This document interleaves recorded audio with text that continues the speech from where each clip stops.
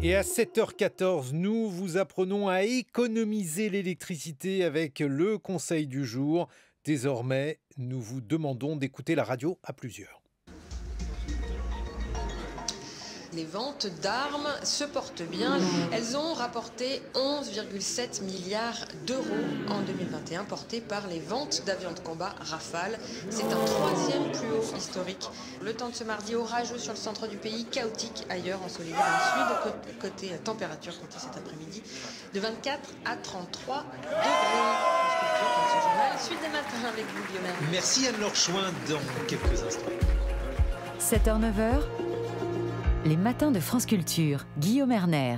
La question du jour, c'est aujourd'hui que le COR, le Conseil d'orientation des retraites, instance indépendante et pluraliste, publie officiellement son rapport annuel sur les perspectives à moyen et long terme du système de retraite français. Sur le plan financier, ce système est-il en péril? En début de semaine, Emmanuel Macron a évoqué la possibilité de lancer une réforme dès l'automne. Est-ce structurellement incontournable?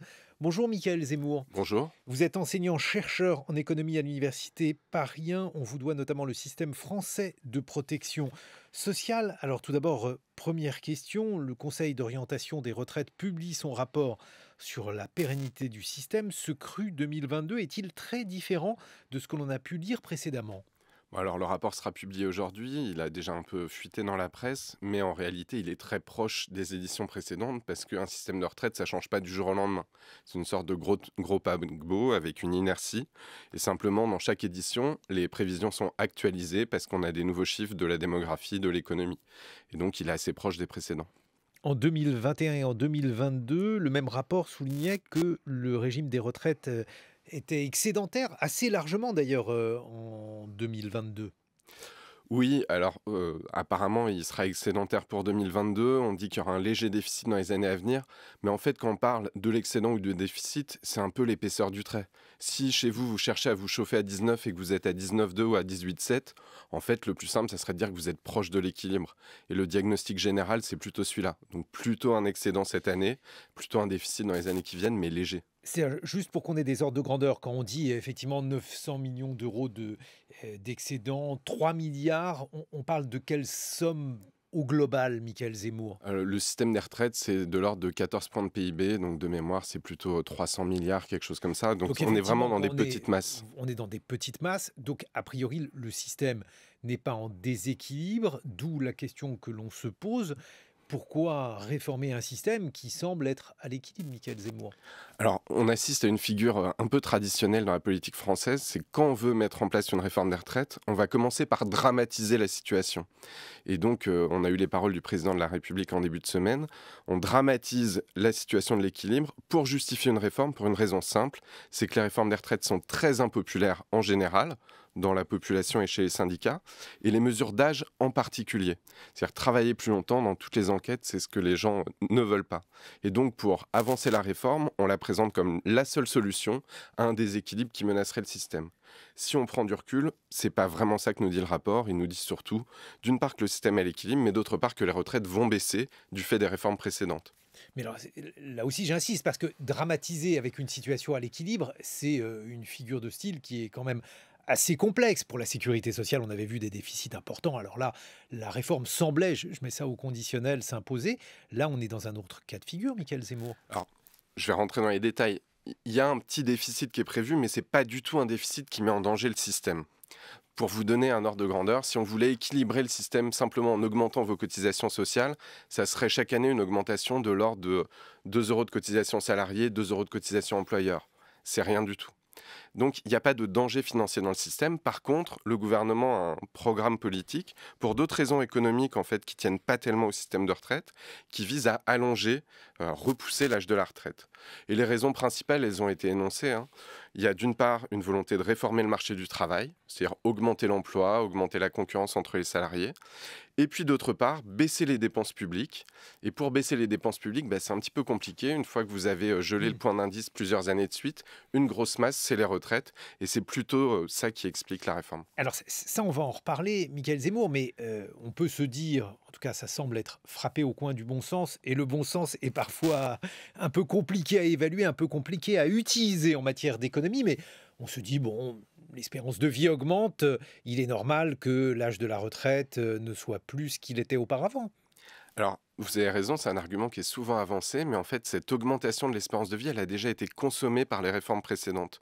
Quelqu'un qui part à la retraite aujourd'hui, on lui prévoit 1 an de retraite en moins que quelqu'un qui est parti il y a 10 ans, alors qu'on va vivre plus longtemps. Et il va falloir attendre la génération 1980 pour avoir une retraite aussi longue que la génération 1940. Quelqu'un qui est né en 1980 va vivre 3 ans de plus que quelqu'un qui est né 40 ans plus tôt, mais n'aura pas une retraite plus longue. Donc il est un peu difficile de réutiliser l'argument de l'espérance de vie pour justifier une nouvelle réforme. La question de la pénibilité, alors ça c'est une question qui est d'autant plus importante qu'on s'est rendu compte l'an dernier que nous n'étions pas égaux devant l'espérance de vie, ça on le savait, qu'il y avait un certain nombre de métiers, de personnes dont l'espérance de vie à la retraite était réduite par rapport aux cadres, par exemple, qui bénéficiaient d'une espérance de vie plus longue. Est-ce qu'il serait possible d'imaginer, par exemple, un système de retraite plus égalitaire où certains cotiseraient plus longtemps tandis que d'autres prendraient leur retraite au même âge qu'auparavant? Alors, c'est déjà un peu le cas. Il y a des dispositifs pour les carrières longues, mais ça concerne des gens qui n'ont pas eu d'interruption de carrière, donc ça ne concerne pas beaucoup les femmes. Il y avait un dispositif de pénibilité qui existe toujours, mais qui a été amoindri par ce gouvernement. On a enlevé des motifs de pénibilité, donc il y a un certain nombre de possibilités, mais c'est vrai qu'aujourd'hui... Pardon, je vous coupe, quels étaient justement ces motifs de pénibilité, Michael Zemmour? Alors, il y a notamment le fait de porter des charges lourdes, d'avoir des postures difficiles, d'être exposé à des produits chimiques. Alors, Et oui, parce qu'on se dit que ces métiers-là, ils sont compliqués à exercer à tout âge. c'est ça. Et donc, il existe toujours un système, mais qui a été fortement amoindri. En fait, les facteurs de pénibilité les plus généraux ont été retirés du système, et c'est des facteurs qui permettaient de partir 1 ou 2 ans plus tôt. Et puis alors, l'autre argument qu'il a est un argument politique, mais les politiques ont le droit de faire de la politique, Michael Zemmour, consiste à dire la somme que l'on met, que l'on investit aujourd'hui dans les retraites, elle serait mieux utilisée si, par exemple, eh bien, on la dirigeait vers l'école ou vers l'hôpital, qui a beaucoup de difficultés. Est-ce que ça n'est pas un argument de saine gestion? On pourrait penser à ça et on pourrait imaginer ça à court terme, mais en fait, quand on compare les pays entre eux, la somme qu'on consacre aux retraites, on ne la consacre pas à autre chose. La France a plus de dépenses publiques que les autres pays parce qu'elle consacre de l'argent aux retraites, mais les pays qui ont moins de retraites semblent pas dépenser plus d'argent pour les autres services. C'est pas des vases communicants. Pourquoi? Parce que politiquement, on pourrait imaginer ça. C'est en quelque sorte la promesse de la réforme des retraites, si je l'ai bien comprise, de dire, voilà, on aura plus d'investissements dans des secteurs qui profitent aux plus jeunes. Et puis après tout, peut-être qu'il vaut mieux investir dans les plus jeunes. Si on regarde vraiment les projections économiques annoncées par le gouvernement, en réalité, la réforme des retraites, elle va surtout servir, et le ministre de l'économie le dit, à baisser les dépenses publiques, pas en faire d'autres ailleurs. Donc l'objectif, c'est de baisser les dépenses publiques, notamment pour équilibrer les baisses d'impôts. Vous avez souvent parlé ici de la baisse des impôts de production. Les ordres de grandeur sont à peu près les mêmes, c'est de l'ordre de 10 milliards à l'horizon de quelques années. Et donc pour maintenir le déficit sous contrôle, si on baisse les recettes de l'État d'un côté, eh ben on veut baisser les dépenses publiques de l'autre, et ce qui a été choisi, c'est les retraites. Et dernière chose, est-ce que ça n'est pas le moment de faire cette réforme des retraites? Je veux dire, ayant des difficultés d'embauche sur certains marchés, l'argument qui a été invoqué consistait à dire les seniors ont des difficultés à trouver du travail. Si on a du mal à trouver du travail à 55 ans, comment faire travailler quelqu'un jusqu'à 65, Michael Zemmour?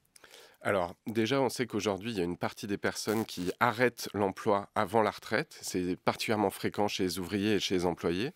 Il y a effectivement une tension sur le marché du travail. On n'est pas du tout sûr que cette tension persiste dans 6 mois ou 1 an. Il y a une récession qui pointe son nez. Et donc, c'est aussi une question, si on augmente la part des seniors sur le marché du travail, pour quelle part on va augmenter l'emploi et pour quelle part on va augmenter le chômage? Merci beaucoup, Michael Zemmour. Je rappelle que vous êtes enseignant-chercheur en économie. On vous doit notamment le système français de protection sociale. C'est aux éditions La Découverte dans la collection Repères, 7h24 sur France Culture.